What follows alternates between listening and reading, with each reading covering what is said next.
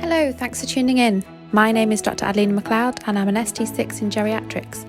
I'm the chair of the Trainee and Members Committee at the Royal College of Physicians Edinburgh. Here with me today we have Dr. Mike Jones, who is the Director of Training and Development at the Joint Royal College of Physicians Training Board. He is a consultant in acute medicine at County Durham and Darlington Hospital in the North East, and he is also the Director of Training at the Royal College of the Physicians of Edinburgh. So, welcome Dr. Jones. Thank you. Firstly, I wondered if you could outline the changes that have occurred to training due to the COVID-19 epidemic. Yeah, obviously the pandemic has affected all trainees to some extent, and we're finding a lot of people are being pulled to the front door, but we're also needing to remember that there will be an extended convalescence, many patients suffering from COVID-19, and there will be a need to look at how that workforce is augmented at that stage as well, because people are being pulled in from specialty to do more internal medicine. That of course will give them good broad experience in internal medicine, but to some extent will also put a pause on their specialty training. So what we're looking to do is ensure all experiences and educational opportunities that occur during the pandemic are looked at and will be taken into consideration when it looks like people are then trying to progress once we're through the pandemic. So we are going to take into consideration everything that people are doing during the pandemic and reviewing how we can get people to progress as quickly as possible. We're trying to minimize the impact in terms of training progression, but it would be wrong to say there won't be any impact at all. That would be disingenuous, because obviously in these extraordinary times, we need to make sure that patients who are presenting in very large numbers to the front are being managed by doctors who have appropriate skills. So to summarise what you've said there, we are going to try as much as possible to capture the learning experiences we can glean from this COVID period, with the knowledge that some particular specialties might be more affected than others. But we will try as much as possible to progress training for as many people as we can. Is that a fair analysis of what you've said? Yeah, absolutely. And indeed, we have to remember that even if the aspect of internal medicine, which is being covered by patients coming in infected with this specific virus, the generic professional capabilities are also going to be exhibited, those of the leadership, etc.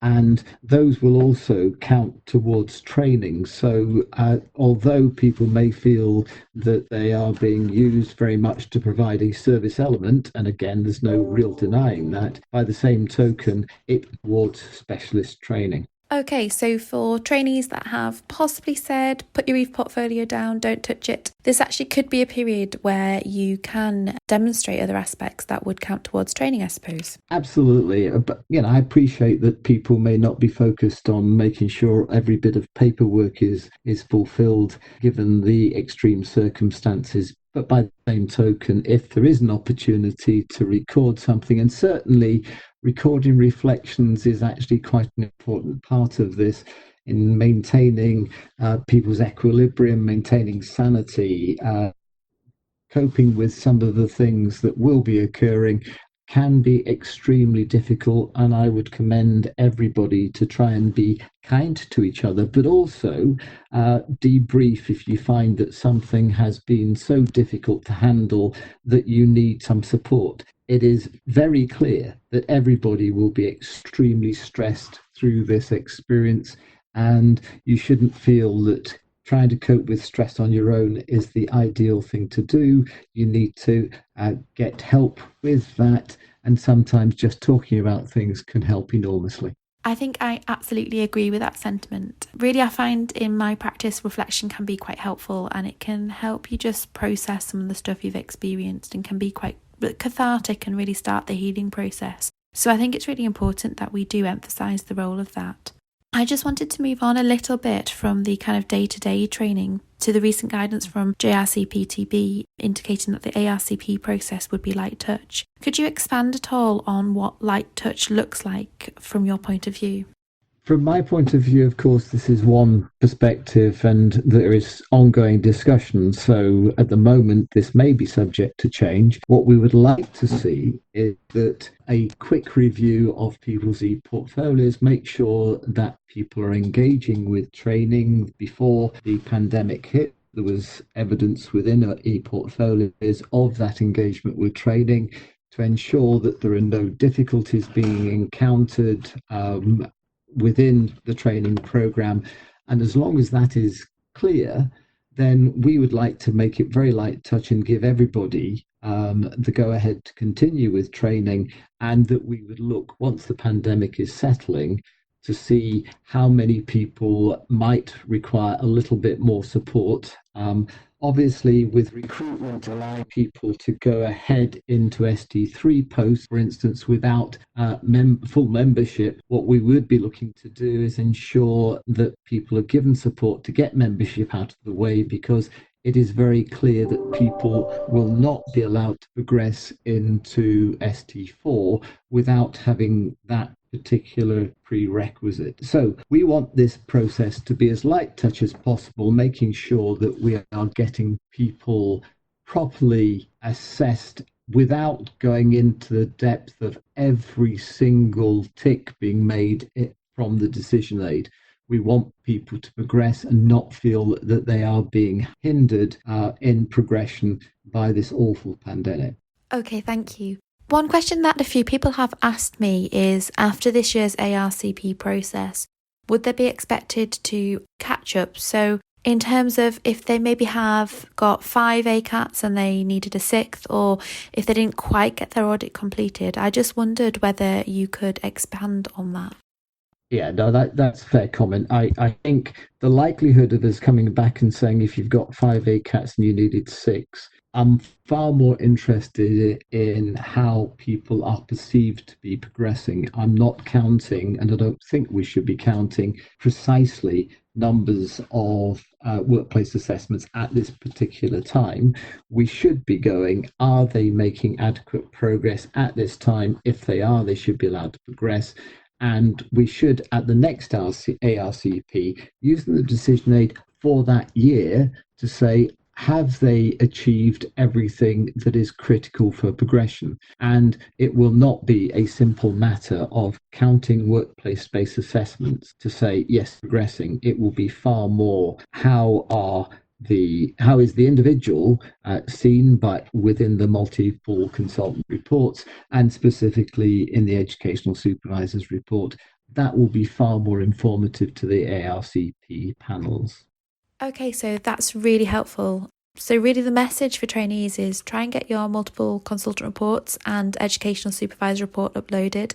If you can, an MSF, and try whatever you can achieve, but these are really the key things that need to be in there. Absolutely. And, we've published on the JRCPTB website precisely what we feel should be achieved by people in these extraordinary circumstances. And we're not trying to make it difficult for people to progress. We're trying to do quite the reverse. We're trying to make it actually quite simple for people to progress. Just to move on a little bit, the guidelines for recruitment were released by Health Education England this week. A key feature is that people's self-assessment score at application will now be utilised for shortlisting, and I wondered if you had any comments or thoughts in how this would be affecting trainees.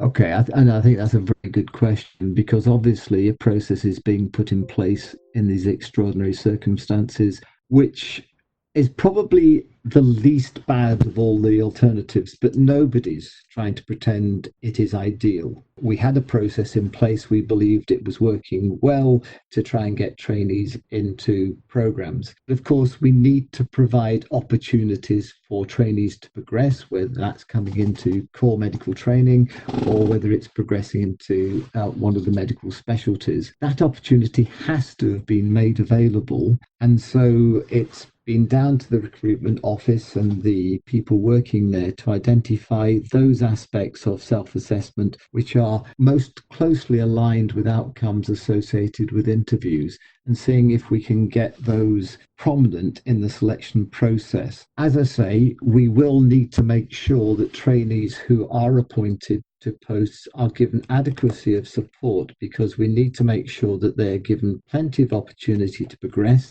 Those that are progressing into ST3 posts without membership, for instance, do need to have the support to get the exams out of the way when they come back online. And those that are going into specialty training and have had lots of experience in it also need to be ensured that they will get adequacy of opportunity to progress within their chosen field. It is not to say that we are ignoring those that would still want to get into certain medical specialties and may feel they are disadvantaged. We will be trying to address that in time to come, but at the moment it is really trying to make sure that opportunities are available as widely as possible and that posts will be filled in the medical specialties. There has been some concern raised by trainees that the self-assessment scoring system may lead to lots and lots of people potentially under or overscoring themselves. I just wonder whether you had any awareness of what the actual numbers were. I mean, not necessarily the actual figures, but sort of a flavour of how big a problem this really is. From feedback, it doesn't look like it is an enormous problem. I think people tend to be fairly honest in their own assessment. We do need to make sure that there isn't specific disadvantage to individual groups of trainees that may be underscoring themselves. But so far, from what we can ascertain, there seems to be a consistency that we believe will give us the best process given the circumstances. So I don't think that those fears are necessarily grounded at the moment. We will need to keep an eye on this, and we will need to make sure, as I say, that trainees are given an adequate opportunity to progress. Thank you very much. I think it'll be quite reassuring for people to know that really the number of candidates who over or underscore is quite low. You have said quite consistently that trainees will be giving support over the coming year. It may be that it's a bit too early to comment, but what did you have in mind in terms of how we would support trainees achieve the exams that are necessary, or for those who have clinical competencies to complete that they might not have had time to do during this pandemic? Yeah, those are very fair points. I'm absolutely confident that the membership office in Federation is working very hard to provide opportunities as soon as they can in the relevant exams that people will need to undertake. Within each individual deanery or local office of HEE, we're also trying to ensure that trainees who may feel that they need extra support are being identified and will be given that support where the trainees feel that they need it. We know that the study leave budget will need to be in place simply to give people the opportunity to go to appropriate courses. That will be monitored very closely, and what we're trying to make sure is that people should not feel isolated or disadvantaged as they're going through into ST3, that the resources will be available to try and give them opportunities to progress, whether it's within the exams or indeed in the breadth of clinical exposure that they will need. Obviously, some trainees in internal medicine training have not been able to go into experiences which are mandated or at least as highly recommended within the curriculum, such as geriatrics or critical care.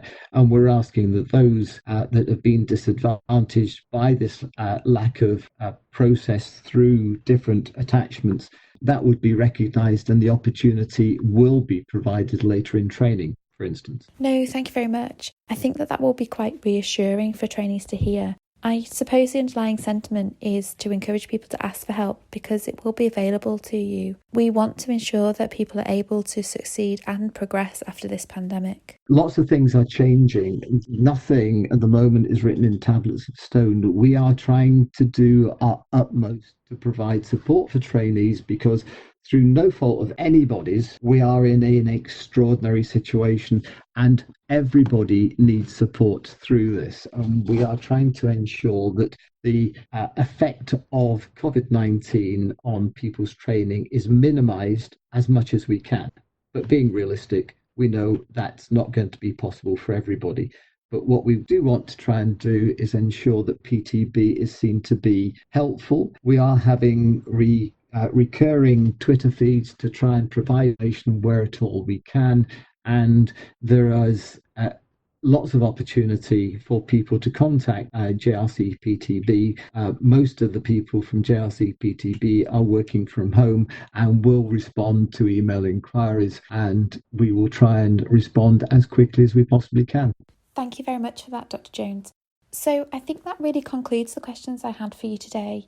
I just wanted to finish by saying that the leadership of JRC PTB work really quite closely with trainees. So please, if there are any concerns, either contact the JRC PTB directly or through your Royal College trainee representatives. We are all working towards helping you all throughout this time. And if there is anything that we can do to help, we will endeavour to put that in place. Thank you very much, Dr. Jones. Thanks very much, Eddie. Take care.